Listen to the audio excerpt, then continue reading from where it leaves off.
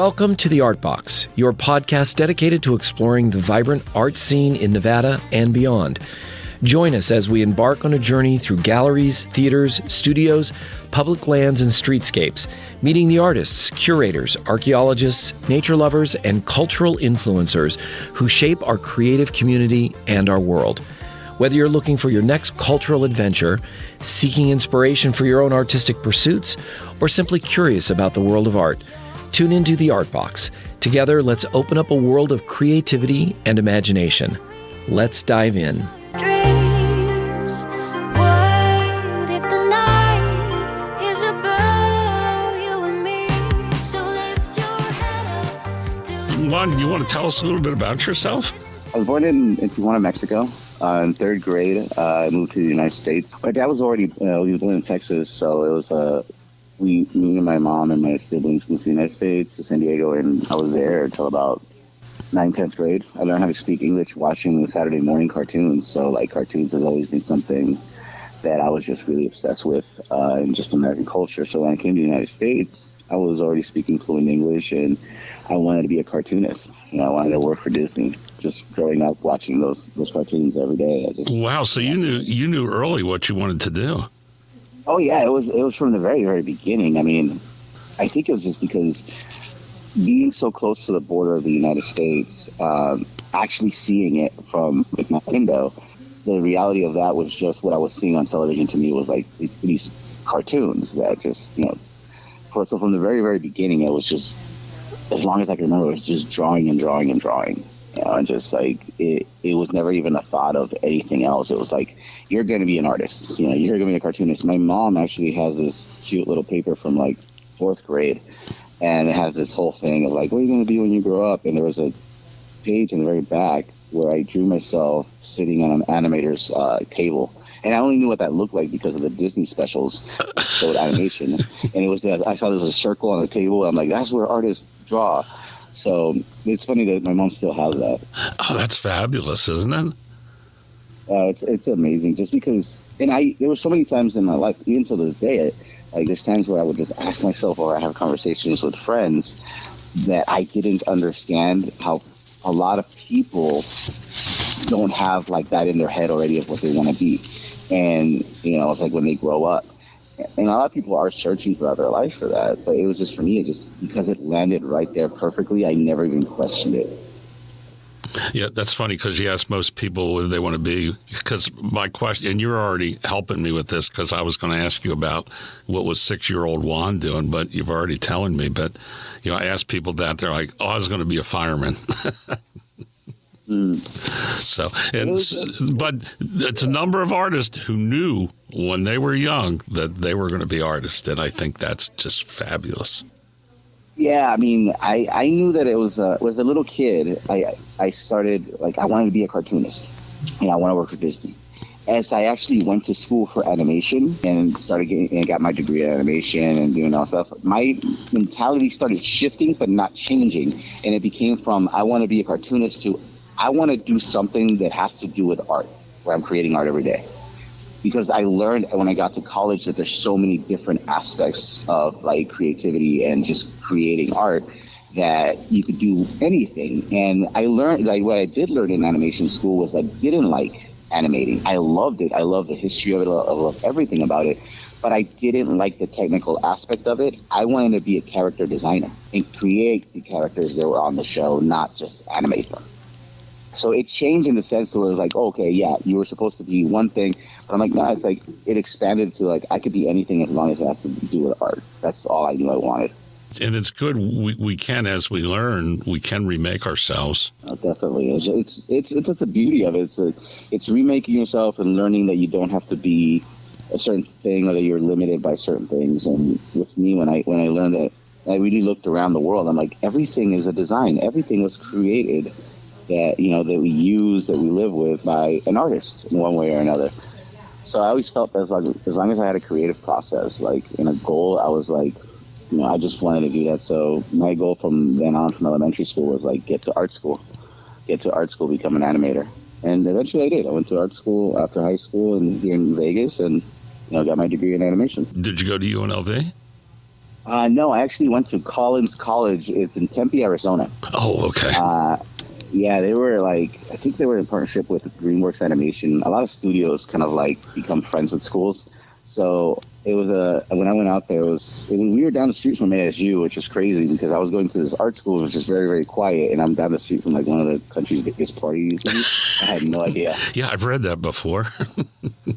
Yeah, I had no idea. I was just like, man, I'm coming from Vegas. I'm just in art school. Like, I went from school to work down the street at the mall and then back for like, till I got my degree. So, hey, let me ask you this, because this has come up, especially maybe yesterday, the day before. It was art versus business, and we got to talking about that. So Juan came out as an artist. How do you handle the business aspect of it? Is it something that they taught you in school, or did you learn in the School of Hard Knocks?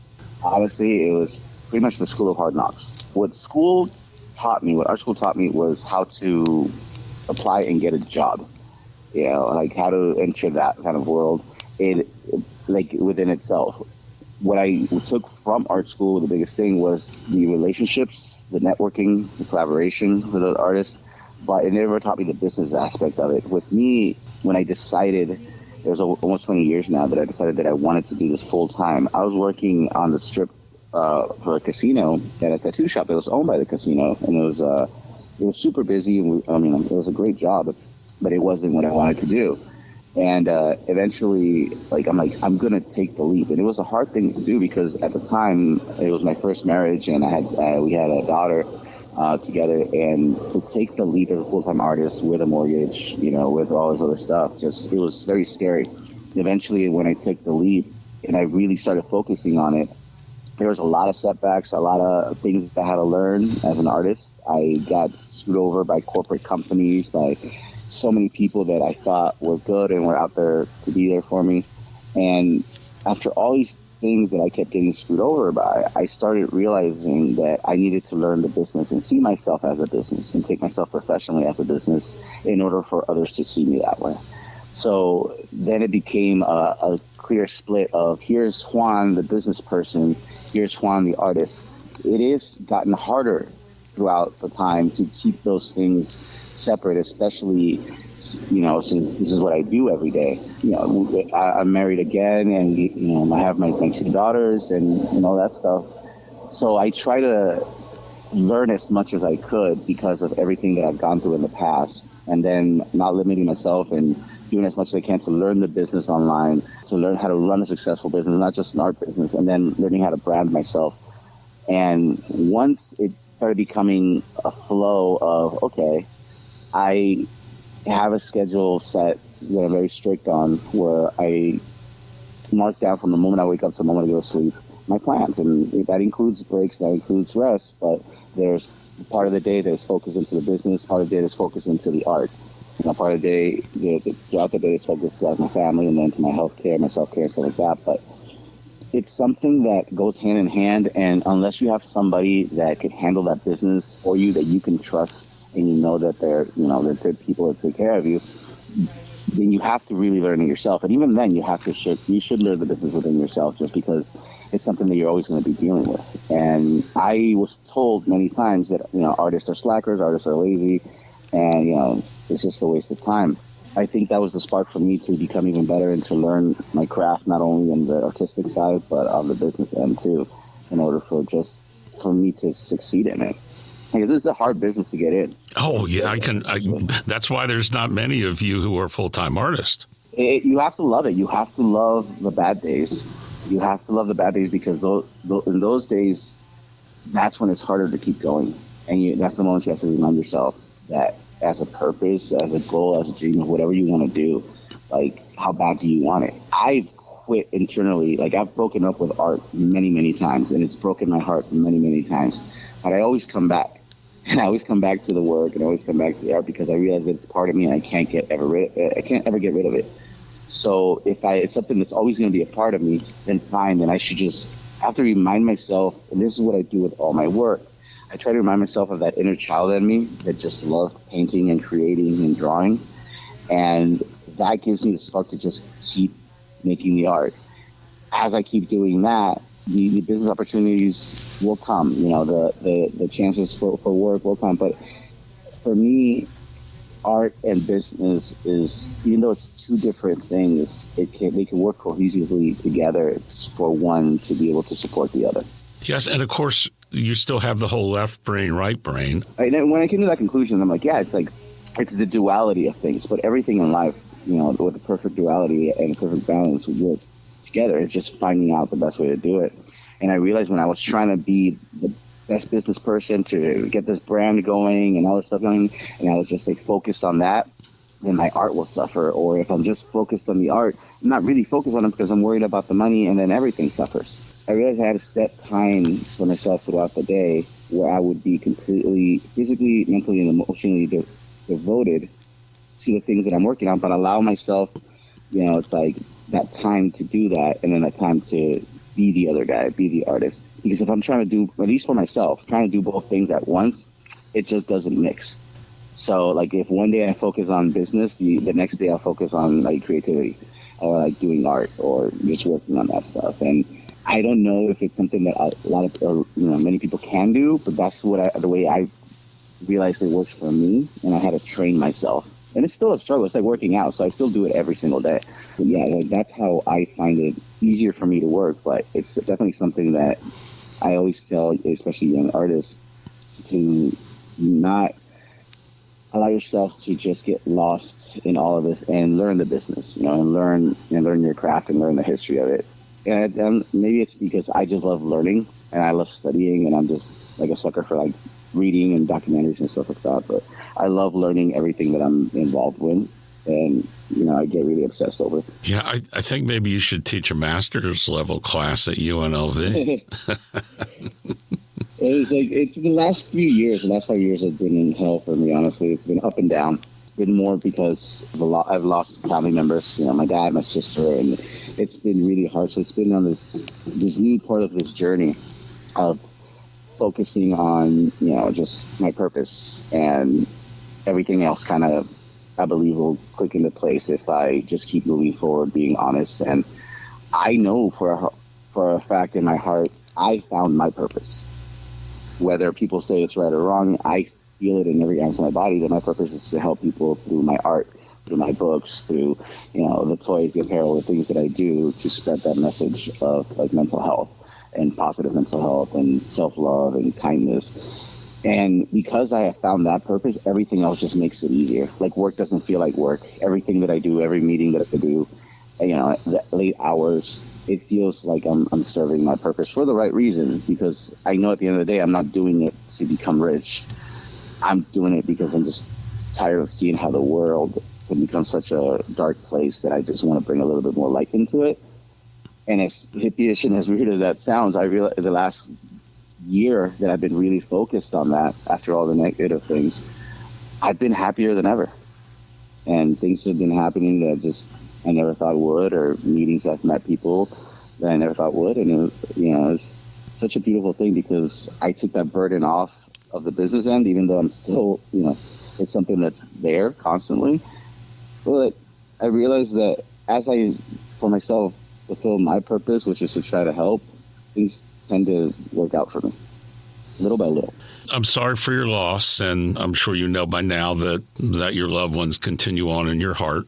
Thank you. For sure, my dad shows up. I'm 73 now, and my dad still shows up every day in my life.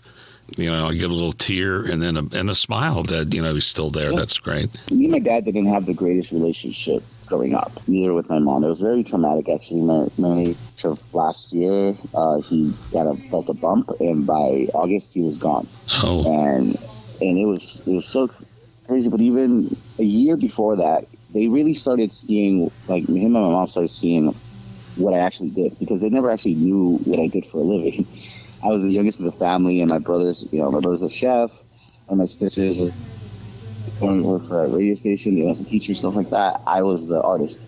So when they never really took me serious, and they never really were there for me, but in this past couple of years, they started seeing the impact that my work has had, especially in the city, and the things that people say about me, or people use write-ups or news stories about me. And then my family started realizing maybe he's onto something.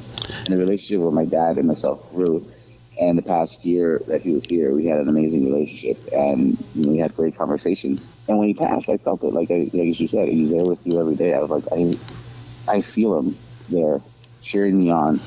And because of that, I always felt like, especially now, like, man, having him by my side, having my sister who passed away on the other side, having my niece who also passed away from cancer a few years back, knowing that they're there, supporting me and having my back, I'm like, man, I could do anything. And that's why this purpose of this year alone, reinventing myself, not to become somebody else, but to become the one that I've always was scared to be. That's the purpose and the journey that I'm in right now. Very inspirational, Juan. I appreciate it. And art therapy I'm quite interested in it. It's it's a big thing. And a lot of people, maybe they don't even know they're getting therapy via art, but they are. No, it's funny. Like years ago, there's the National Alliance for Mental Illness called their foundation called NAMI. They have places like foundations in different places around the United States. One of them being here in Southern Nevada. I would get a lot of, because I'm so open with my art and just sharing my message through my work, I would get a lot of messages online from people that were opening up to me regarding their mental health or their depression, or they're going through this, or just connecting with my work. And they would open up to me and it'd be amazing things, but there were some times where it'd be scary because they were suicidal. And I know that every word that you tell a person that's suicidal matters. And I felt that I wasn't the right person for them to be calling because I'm not an expert. I've been there. I attempted to take my life. The bullet literally jammed. I still have that bullet by the side of my bed every day. So I know what it's like to be in that dark place. So when I reached out to NAMI, when I was online, I was looking for charities, foundations, stuff like that, because so many people reached out to me. I felt that I wasn't the right person for them to talk. I felt like they should talk to a professional. And then I thought more about it, and I realized the only thing separating me from being somebody that can help is getting education and training. So I reached out to the National Alliance on Mental Illness because they have classes and courses, and one thing led to another, and they put me on the board of directors. And I really started focusing on therapy through art. And I started getting certified as like an music art therapist, teen crisis prevention therapist and counselor, and doing that just so I could do my art better.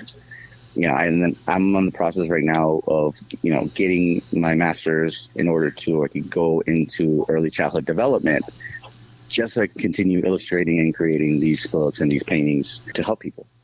I don't want to do it to become like an actual therapist or counselor myself, but, in that sense, but I want to do it through my art. Quick pop-in from Addie with a note about NAMI, the National Alliance on Mental Illness.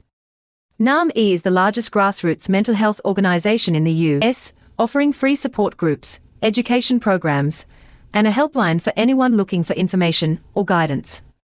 They also advocate across the country for better mental health care and stronger support systems. If you or someone you know needs resources, you can reach NAMI helpline at 1-800-950-NAMI. That's 1-800-950-6264. You can also text HELP to 62640 or visit nami.org to find local chapters, support groups, and more. NAMI is a trusted starting point for understanding mental health and finding real help. Juan, I am loving your story and life journey. I need to get down to First Friday and see your work. Okay, back to the show. You're going to help the professionals as well as the folks who need the help.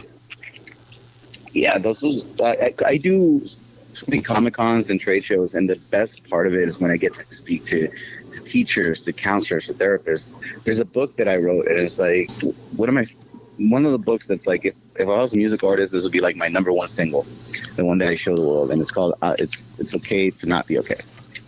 And then there's another one, the most recent one is I'm Not Okay Today. And the book speaks about our feelings and our emotions and about being able to share them. And I share these books with teachers and counselors and therapists at these conventions, and they break down. They start crying in front of me. I have so many adults crying in front of me at First Friday because they're reading the book, and it connects with them in this like super like touching way. And that moment alone lets me know that I'm on the right path. being able to, talk to these people, and then they end up putting the books in their schools, taking them to the offices, giving them to like their students or like their patients, and they constantly tell me how much it's helped them. That's more reaffirming that like I'm on the right path. Oh, that's got to make you feel so good. It's such a high kind of feeling, because I'm like, man, I'm not doing this for this feeling, but I'm getting this feeling when people open up like this to me. And there's so many times, because I still deal with depression and anxiety, that I'm down on myself, or I have that imposter syndrome, and I'll read these texts and I'll read these messages, and I replay these like conversations that I have with people in person, and I realize the best time for me is when I'm out there talking to people, putting the book in their hand, reading the book with them, and like being able to let them know that their feelings are valid and they matter and they are important, and that inner child inside of them is still there. We still all have that creativity, that thing inside of us. It was that quote that every child is born an artist, the problem staying one once we grow up. So my job is to remind us that inner child is still inside of us. I assume you do know, but, thinking about this, that what you do is ever so important to help people who've lost that inner child to realize that it's still there. It's such a crazy thing when I say that to people at conventions or trade shows or First Fridays. A lot of people they'll be like, yeah, that's true. But there's a handful of people, like way more people, that have never even heard that quote or absorbed it in a way that they've never heard it before. And I can see the light in their eye come on, like, you know what, that's true. We were artists, we were creating, we didn't care, what people thought. We were just having fun. Unfortunately, it gets beaten out of us as we grow up, and it's just, but it's a beautiful thing to be reminded. And I think the world needs a little bit more of that. I mean, we need a lot of help, but I think this is a great way to start. Yeah, and it's so great that you're out spreading that word. Hey, so I can get the book on Amazon? So the book, I have it on my website, which is ninobunnyworld.com. I'm working on 3 more books, and once I finish those, which will probably be by March, everything's going to go into Amazon, and it's going to go on where you could buy it digitally, or you could buy the paperback copy on Amazon as well. Okay. Yeah, it's just Nino Bunny World. It's like I tell, because people ask, like, where'd you get the name? Because my bunny's name that I created most of my art, his name is Felipe, and he's the one I started out with. And then my company is called Nino Bunny World. And the best way I try to explain to people is that if Felipe was my Hello Kitty, Nino Bunny World is my Sanrio. And I'm trying to do that with a family of characters and everything focusing on, like I said, mental health. I know that you didn't get into art for this, and I'm glad we're talking about this because it means quite a bit to me. But, I guess unintended consequences, you're really helping people with your art. It all really pushed over the edge when COVID was going on, and riots were happening, and the world was just such a scary place. And I remember I sat down with my daughters to just watch Mr. Rogers, and we watched Mr. Rogers, Sesame Street, and all these shows that just made me happy when I was a kid.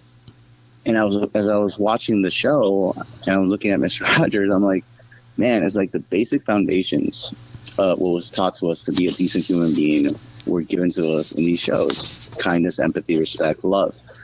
And I felt that we needed more of that, but for the longest time, I'm like, I can't be that guy. I'm this misfit little ghetto tattooed kid from Southern California. And then the more that I kept watching the show, the more I kept reading books about what he would write or what people would write about him, I realized that Mr. Roger left a torch for us all to take it with us and just keep being that light. And there's a quote that changed my entire life that he was known to say, that when he was young and he'd see scary things outside the window, he'd tell his mom, and his mom would always tell him to not worry, because he could always look for the helpers. There's always people willing to help. So when I heard that, it hit me like a ton of bricks. And from that moment on, I was like, I want to be the best helper that I can. And because I came up in a family that wasn't really there for me or supportive for me, and a dad that wasn't really there for me growing up, I felt such connection to Mr. Rogers as a father figure that I knew it would never happen. But I wanted to be the best helper to the point where one day I could stand in front of him and he could say, "You did a good job and I'm proud of you." And I feel that every day when I get up.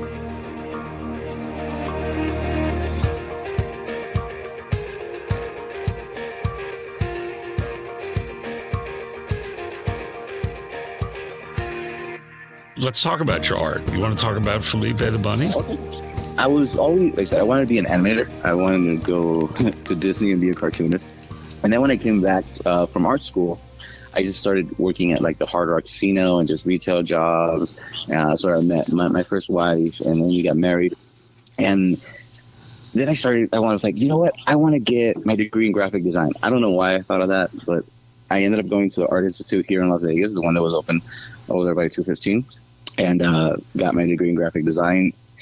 And during that time, I was like, I started, even though I was tattooing a little bit and all that stuff, like I got invited to do First Friday. Like a friend had a little gallery, and I never really done an art show, so I just kind of started drawing characters. And the first thing that I did one drawing and on a piece of paper and taped it to the back of a canvas, and it sold for like $50. And after that, I was like, oh, people will actually pay for my stuff. And then I reached out to First Friday. At the time, Cindy Funkhauser was the one that was running it.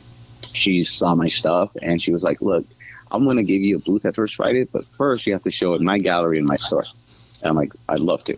So I showed it at her gallery. I put 5-6 pieces together. Her gallery was at the back of the store, at an antique store right there in the heart of the arts district. And I sat back there all First Friday, and people just kept walking back there, and nothing really happened. By the end of the month, I came to pick up the paintings, and Cindy looked at me and she was like, they're all sold, man. Oh. You did great. Whoa. He was like, next month I did First Friday, and I started doing more little cartoon characters, and they were doing well. They sold. And eventually there's this group of artists that to me were like the most amazing artists in Las Vegas. And it was a collective called the Five Finger Miscount. Five Finger Miscount, I think. And it was a collective of artists. One of them was named Danny Roberts.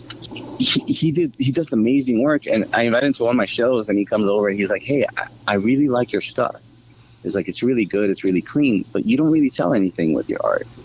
What if you, and he's like, you don't have to do this, but what if you do one character for one show, just repeat them throughout the show and make it personal? If it works, it works. If it doesn't, it doesn't. But just try it.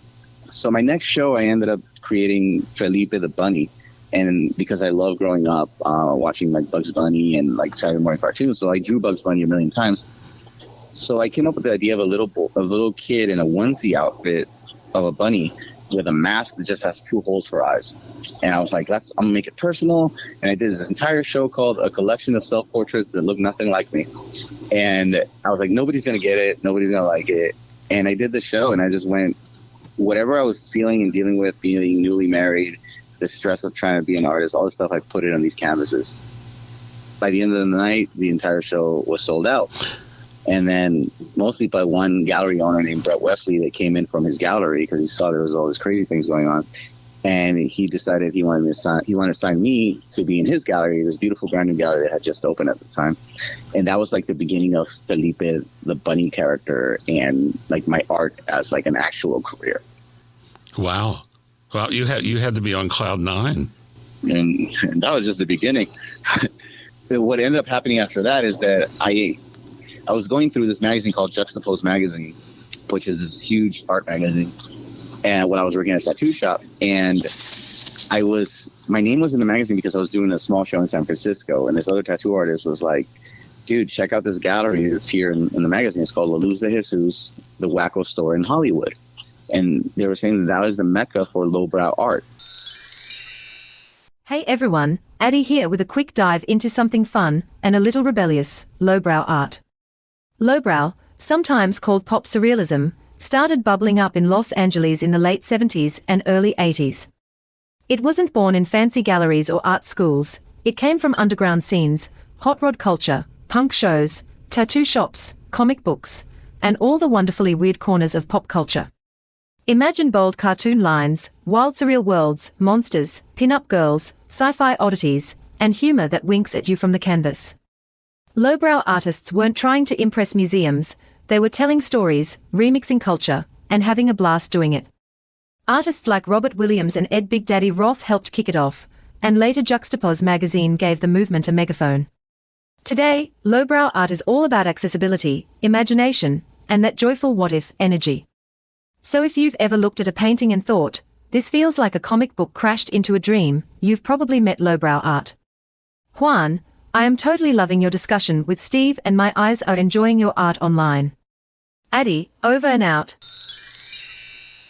You have Mark Ryden, Robert Williams, like some of the biggest artists in the world that showed there. And I was very ignorant to this whole art world, so I submitted to this group show that they did.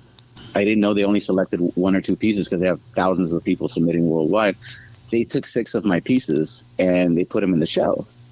I went out there on Thursday, on the preview Thursday, just because I'd never been to Hollywood. And it was my first time, and I'm showing them this gallery with these big names, and I'm out there, and I remember I got there on Thursday, but I went to Six Flags instead of going to the actual preview. And then on Friday, I went to the show, and this is how new I was to this whole thing. I went in and I'm looking at all these paintings, and just some of the biggest artists that I saw growing up. And I walk up to my paintings, and then I go back to the gallery curator and ask him if I was in trouble. And he said, why? I was like, well, every single one of my painting has a red dot on it. Am I not selling them? Or I didn't know a red dot meant sold. So it's like the entire collection that I did for that show sold out. And then what that gallery does at the end of that show is the top 3 selling artists get a contract with that gallery, and then they get a write-up on LA Weekly. So there's this whole thing on LA Weekly that came out about me and my art, and then that just kind of blew up, and then that took me away from Vegas, and I started doing more art shows in Vegas, LA, New York, Portland, was doing stuff in Japan. But Vegas, besides the arts community, nobody really cared or noticed what I was doing. So it was that took me away from Vegas for the longest time, where I wasn't really showing in Vegas anymore. And then eventually, the Golden Knights thing, they came into town, and the first year they hired me to create these characters for them that they put on pucks and T-shirts during the Stanley Cup run, and then that's when things really blew up when it came to art, and just my career in general. It's a good thing that they didn't get mad at you for going to Six Flags. No, I know. I didn't even. It was as I'm at Six Flags, I'm standing in line and looking at the website, and I'm looking at all the other paintings that are in the show because they have the entire show online, and they didn't have the price on mine at all. I didn't know why. And I was and when I got there, it was dude, you sold out. And I was yeah, it was insane to me. And then after a while, I was like, man, I'm very blessed and lucky that the first 5-6 shows that I did were 99% sold out. But every single show, I was scared that that the bubble was going to burst. And then eventually people were yeah, you know what? His art's not that good. Because I've always had that, that problem in my head that I always tell myself. That's the imposter syndrome. Yeah, I mean, it didn't help. With, I said, my family didn't help in that aspect. There was times where I did an entire ad campaign for Penn and Teller's AIDS Walk, and my artwork ended up in every every bus stop, every billboard in city, and even on the strip, all over. When it was the Aladdin, it was covered in all the digital billboards of my stuff.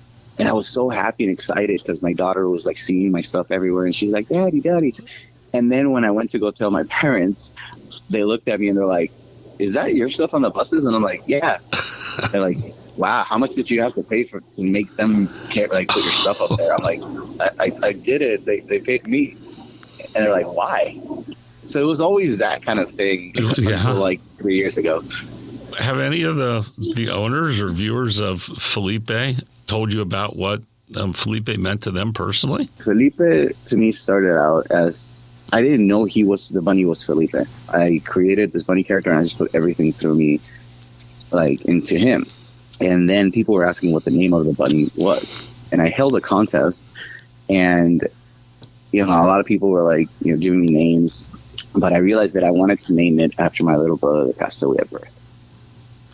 Because what ended up happening, and this is the one canon moment that put my life in this direction. When I was in Mexico, when I was about 4 years old, my mom was 9 months pregnant, and I wanted her to play with me because nobody in my family would ever pay attention to me, and she wouldn't. And she's sitting on the couch, and I remember getting mad, and I ran, and I jumped right at her, and I landed on her stomach. About 2 days later, I kind of remember her coming back from the hospital with a mason jar. I asked her, I'm like, what is that? And she said, that's your little brother. And I was like, I didn't quite understand. And she was she starts telling me that, sometimes God has a plan, sometimes things just don't happen. And I didn't really get it because I'm 4 years old, what she was saying. But she ended with this. and you jumped on me, so you killed your little brother. Oh, no. So when I heard that, that just kind of clicked in me. And then as I got older, when I looked for reaffirming that I didn't do this or she didn't mean that because, she was hurt, she was upset, whatever. My dad and my siblings, they all kind of didn't help. They actually made it worse. And then it wasn't until later that my dad did finally tell me, you know what, all those fears that you had, that you were gaslit as a kid, that we ignored you on purpose, that we blamed your brother's death on you, all of that is true. So when my dad told me that last year before he passed, it hurt, but it made me realize I wasn't crazy. So my brother's name is Felipe. So from that moment on, my little brother became my guardian angel, my imaginary friend. So everything that I struggled and I dealt with, like throughout my life growing up, he's the one that I would turn to. So it made so much sense that if I was going to name this bunny anything, it was going to be after his name. Also, I thought that it'd be cool that if I would ever make a vinyl toy or something or a product that would go into stores, seeing my brother's Mexican name Felipe on a box to me would be a great tribute, which eventually it did happen because Hot Topic started selling my vinyl toys. And there it is, the name right across the box in the store shelves. And to me, that's how I keep his memory alive. And that was how I was able to just take this character and give him a name and give him like a purpose and a personality. And it's just, he's basically my sponge for whatever I'm dealing with. I put it through him. What a burden to carry, though, from 4 years old. I mean, it messed me up. I'm still struggling with it, but it was something that gave me, again, I wouldn't change anything, even though it was a terrible thing, and I wouldn't want that for anybody. It really hurt me for a very long time. It really pushed me for a very long time. I'm barely like on the upswing of everything now within the last couple of years. You know what? I'm sorry that I brought it up, and if I talk about that all the time, and it's something that I want to talk about. Okay. Because like the more that I share the story, honestly, the better it is for me, and the people get a lot more deeper perspective. How I don't just do cutesy emotional art. Like it comes from a very real place. If you could give a message to young artists coming out today, navigating our creative world, which to me just is exploding, what would it be? What would you tell them? There's so many different ways and so many different things to talk about with AI, with the world the way it is, with the business aspect of it is, with social media. Like, there's all these things and all these directions that we could go with, but the one thing that I've learned, especially as I've gotten older, is I've gotten my bumps and bruises and through with corporations, with multi-billion-dollar corporations, and gone to fights against them. And at the end of the day, it sounds cheesy and it sounds corny, but the things that we hear all the time of staying true to yourself and being honest with yourself the more that you can with your art, not doing it because it's a trend, not doing it because it's what's selling or what galleries want, but doing it because your soul is craving for you to put it down on canvas, on paper, on whatever medium that you have. And just be as honest as you can, because people will relate to you. If you're feeling it, then you know that it's real. As abstract as it might be, people, if you are feeling that emotion, somebody else is going to feel it. And it's your job and it's your duty as an artist to be able to share your story, because we're all storytellers at the end of this thing. And nobody can tell the story like we can. Even though we all might tell the same similar story, we tell our stories the way that we see the world, and that's our job. And the best thing to do is just stay honest and have faith that you are exactly where you need to be, and everything is this beautiful journey and purpose for this beautiful ride.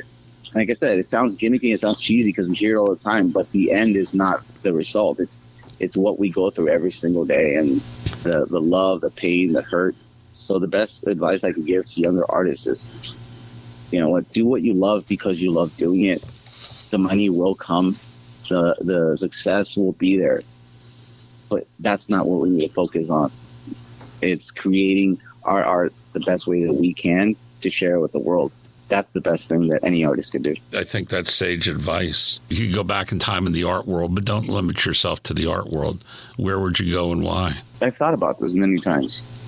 And good, because I worry about asking this question. People say, I've never thought about that before. Steve, this is the dumbest question ever.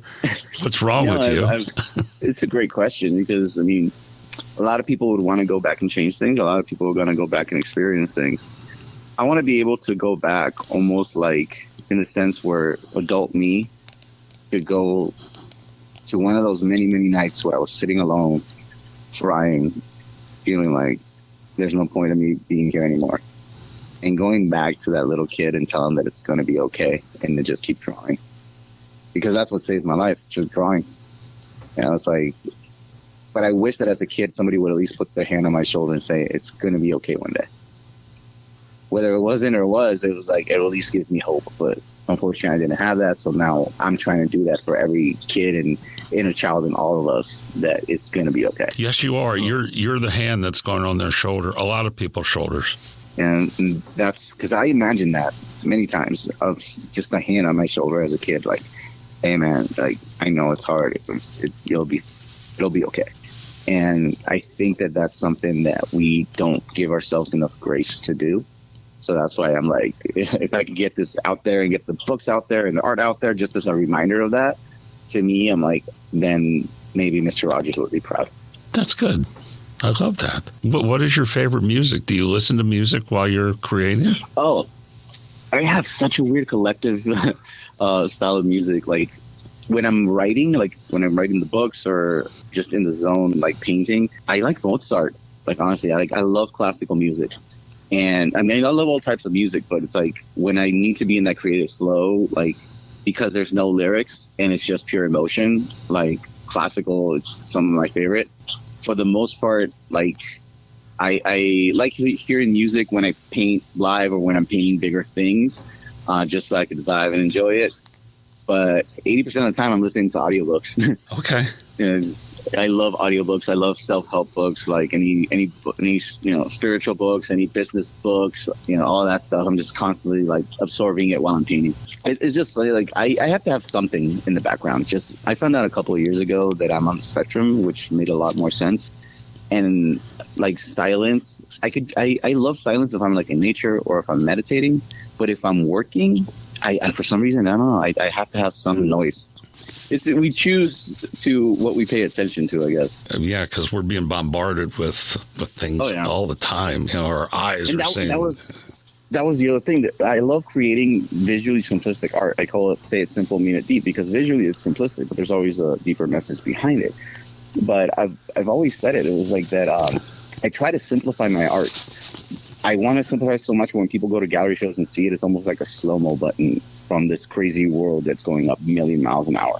That's a good way to put it. Yeah, because if you could just stand there for a minute and just be like, absorb it and just take it in. It's just, we don't do that very often throughout the day. And that's why I want to be able to create this art, like a spoonful of sugar kind of thing, mentality, and it draws you in. But then once you're in and you're locked in, you're like, oh man, this means this. And then that's when the emotional roller coaster starts. Yeah. If you look at a beautiful painting, you pretty much move on in 10 seconds. Oh yeah. So, but if there's a deeper meaning, then you sit there and look. And I love being able to have those conversations. Like since I was a little kid, when I was in San Diego, it would take us to these museums, and there's Rembrandt, there's Cezanne, Monet, like all these beautiful paintings. As all the other kids are running around just being crazy in the museum, I'm staring about it like an inch away from the painting. Like just staring at it, like how did they get that stroke? How they make it look like hair? How they like? I was that. I still do that, and it was like that would actually scare security guards more because my face is so close to these paintings. But it was like I don't know. That was just me growing up. Oh yeah, I love that because there's so much more than just a glance at. There's so much there. There's details. And like you say, why did you make that brushstroke? We have at our art gallery here in Mesquite. They give out awards for the monthly competitions, and it drives me crazy because they give the award out. I want to hear the artist come up and talk about it. I want to know why. Oh, yeah. I want to ask questions. So. Yeah, I mean, see, it's such an important part, especially nowadays, to tell your story, because it was with me for the longest time. Like, I want the art to talk. I don't want to say anything. And it was okay for a while when you're doing gallery shows, but I realized that when people, especially when people buy a painting from you, they love to know what the story is, what the motivation behind it was. You know, I'm actually trying to get more out there, telling the stories of the pieces that I'm creating. That because when I actually share that with people in person, they're like, "Is this written down somewhere? Like, you have that written somewhere? What that means?" I'm like, "No, not really." They're like, "You really should, because that's people really want to hear that story." And I, you know, like you're saying, it'd be great to have those artists that wait and I go up there and share that message. It's crazy. Like, I don't get to do as many art shows as I do. Like, now my gallery, like I show at Wyland Gallery on the Strip, like on those galleries, like Goddard and all those. And it's different from being in a regular, like, downtown, like, gallery. So it's like, there's so much other stuff that I want to do that I've currently been working on that I can't really show in those galleries because it's not the typical kind of work that I do. What's inspired you this week? It's crazy. It seems like, not to get too hippie-ish with it, but the more that I focus on positivity and my mission and creating this art, the more I attract people that share that same love and passion for art. And I was lucky enough to do First Friday again this month. And every time I go out there, I went out there with 2 new paintings that talk about, like, mental health and the books, and being able to just talk to people and having them open them up and letting me know that my work does matter and it is helping people. Those are like, that's like, anybody that tells me that is like sparking the firework in me. So doing First Friday was such a motivational day, because almost everybody, it was such a beautiful day. Almost everybody that came up, we had an emotional connection talking about the artwork. And that filled me up with enough, like, fuel to just, right now, I'm like going at 100 miles an hour, just creating new art and just creating new paintings and working on books. And, you know, I'm so happy right now because I'm back to that feeling of being that little kid that's creating, not to make money, but just to create. And I think that First Friday was, like, this month was something that really, really sparked that firework in me right now, and it's definitely going to take me to the next few months just on that alone. So I'm hoping to constantly to do more shows, to do more events, to do more pop-ups or whatever I can do to get out there, because I'm at my happiest when I get to go out and do events and meet people. After that, I'm so like fulfilled inside that I'm like, I'm ready to go. Let's do this again. I started like 3 different paintings, which I usually don't do. I usually do one painting at a time. But because I have these ideas, like I have like 3 different canvases in my living room. My wife's probably looking at me like, "You have everything outside now." I'm like, "I know, but I'm in the zone right now." Oh, that's good. So you're painting 3 at the same time. Yeah, right now I am, because it's just the idea's there, and I'm like, even though it's acrylics, like it's not fast enough for me. So I have to like jump from one painting to the next painting to the next painting. I'm like, this one has the same blue as this one, so I'll jump from one to the other doing that. Well, normally it's like I do one at a time. Right. And it was like, but it was like I get the idea. You know, I have I do the sketch, I do pretty much the mock-up on my iPad, and then I go on the canvas and just work on it that way. You know, I do it from sketch to color, outline, all that stuff. And then, once it's done, like I'll stare at it for like 1 or 2 days and just pick it apart. And then after that's done, then I put it away and I never really look at it again. That's why I don't hang my own art in my house, because it's just, I can't. But with this one, it was like these ideas that I'm having for this new series that I'm working on. I'm just like, it's just that little giddy kid feeling, and I just can't stop like drawing and painting it. And then they're not for anything. It's just like, I really just need to get these paintings out of me. Do you let your family see your paintings before you're finished? Oh, they see the entire process. Okay, like, because it's in the living room. Yeah, it's like with them, it's like, it's funny because they love seeing me paint, and I paint live, and everybody, like, I'll get a crowd and all that stuff. And to me, it's like, it's weird. Like if I'm doing a mural, I look at a wall, and I've always been able to do this. I just look at a wall, and they kind of just stare at it for a minute, and then I see the drawing on the wall. Like, even if it's a drawing, like my head kind of like photoshops it on the wall. And once it does that, like, to me, it's paint by numbers. Like, I see it as a grid in my own head, and I just paint by numbers. Do you have to scratch it out, put a template up for a mural? Like, I'll sketch it. Yeah, I'll sketch it out myself, like with a spray can or whatever. I'll just like, because I see the drawing on the wall, so I'll just sketch it. And in my own head, I'm tracing it, but I'm basically just sketching on the wall because I already see it. or sometimes I'll use a projector or stuff like that. If it's too big or if it's a glow. But to me, it was just the process of painting is like the technical aspect of it. I zone out. That's like my meditation time because it's just so automatic for me to do it. To me, I always said, like, at least for myself, the most creative aspect of me is the coming up with the idea. Executing it, and I'm like, it's more of the technical aspect. But coming up with the story, coming up with the image, so it's visually simplistic, but it has a deeper message. I think that's my talent. I'm always like out here, especially in Vegas, trying to find walls, trying to find people to do murals with.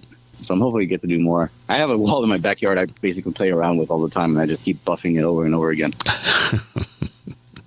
That was the beauty of being an adult and buying my house. Like, I was like, man, I actually have a wall, and I can paint it because it's mine. And I don't have HOA. Anytime you want. Oh, no HOA. Yeah, that's a good thing. Yeah. I'm like close to Summerlin, but not enough to where HOA has to like bug me. Well, Juan, I really appreciate this. This is fabulous. You're an amazing artist, and you're an amazing human. And I hope we can meet sometime. Oh, definitely. It will definitely happen. Well, thank you, and have a great Christmas, great holiday. Yeah, you do too. And thank you again, for reaching out. I'm excited. All right, Juan, thank you. Have a great day. Thanks again. No, thank you. Bye. All right, bye. A quick word as we finish up our Juan Muniz episode. Wow, what a guest, what an art talent, and what a human being.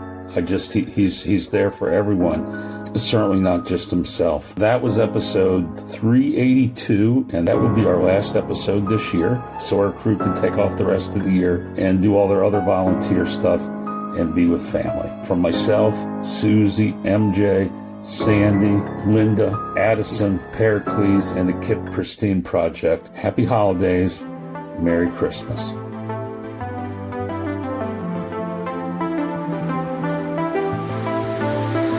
Broadcasting from the Mesquite Works Steam Center in the scenic Mojave Desert, the Art Box sponsors thank you for listening.